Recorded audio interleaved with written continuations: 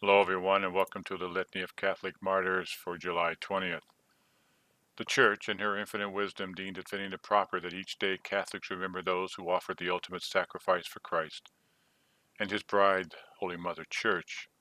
Let us honor these men and women with the words of Father John Hardon from the Society of Jesus, Jesuit. Never in the history of the papacy has any bishop of Rome written at greater length about martyrdom than Pope St. John Paul II. His encyclical, The Gospel of Life, devotes 1,000 or more words to the call of martyrdom in our age. He reminds us that the revelation from the Old Testament to the New, and from the time of Christ to the present day, is the history of martyrdom as a witness to the truth. He names Susanna, who refused to consent to lechery, as was ready to die to preserve her chastity. He spoke of John the Baptist, who was beheaded by King Herod because he condemned the adulterous marriage of the king.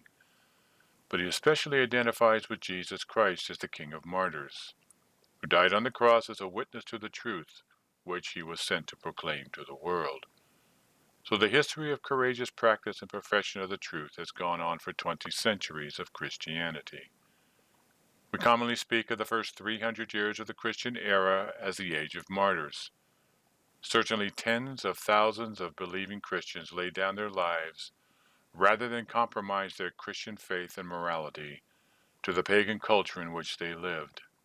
Every single pope up to the 4th century died a martyr's death.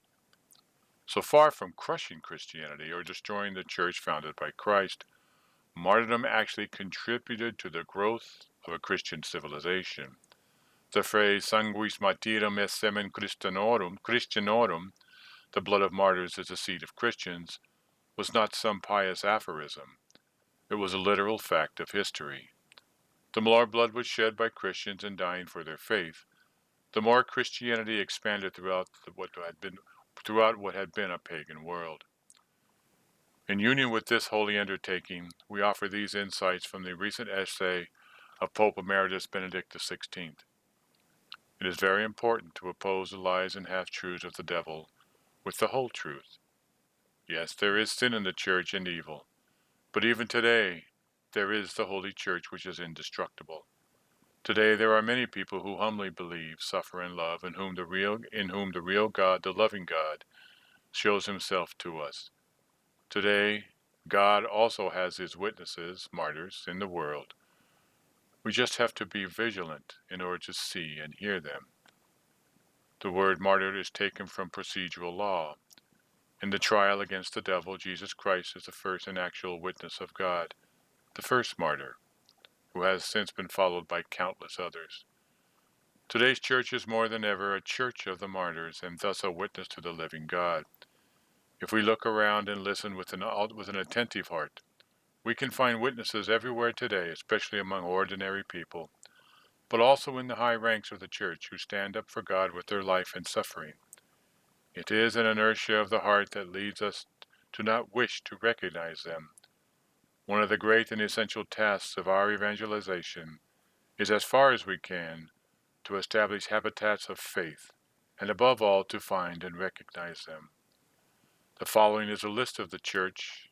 This following is a list of those the church asks us to remember today.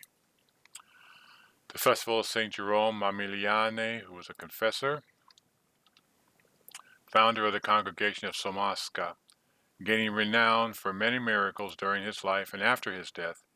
He was inscribed among the beatified by Pope Benedict XIV and canonized by Pope Clement XIII. At Antioch, St. Margaret, Virgin and Martyr. On Mount Carmel, the Holy Prophet Elias.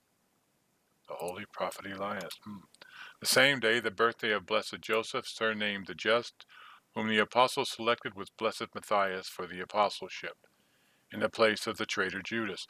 Excuse me. The lot having fallen upon Matthias, Joseph notwithstanding, continued to preach and to advance the virtue, after having sustained from the Jews many persecutions for his faith in Christ, happily ended his life in Judea. It is related of him that having drunk poison, he received no injury from it because of his confidence in the Lord. At Damascus, the holy martyrs Sabinus, Julian, Maximus, Macrobius, Cassia, and Paula, with 10 others. Damascus, that's in Arabia, right? Saudi. At Cordoba, St. Paul, deacon and martyr. For rebuking Mohammedan, this book uses the phrase Mohammedan, but these are these are Muslims. So for rebuking Mohammedan princes, or Mohammedan, that's another way you can pronounce it, princes for their impiety and cruelty. And preaching Christ courageously, he was put to death and went to his reward in heaven. Nothing's changed in 1500 years. In Portugal, Saint Willafortes, virgin and martyr, who merited the crown of martyrdom on a cross in defense of the faith and her chastity. At Boulogne, France, the abbot Saint Waldemar, a man of admirable sanctity, and at Treves, Saint Severa, who was a virgin. These are the men, women, and children who God and the Church would like us to remember today. Please think about them today as you go through your day, and try to emulate them and be like them. Be courageous, be strong in your faith. God bless all of you, and thank you for listening.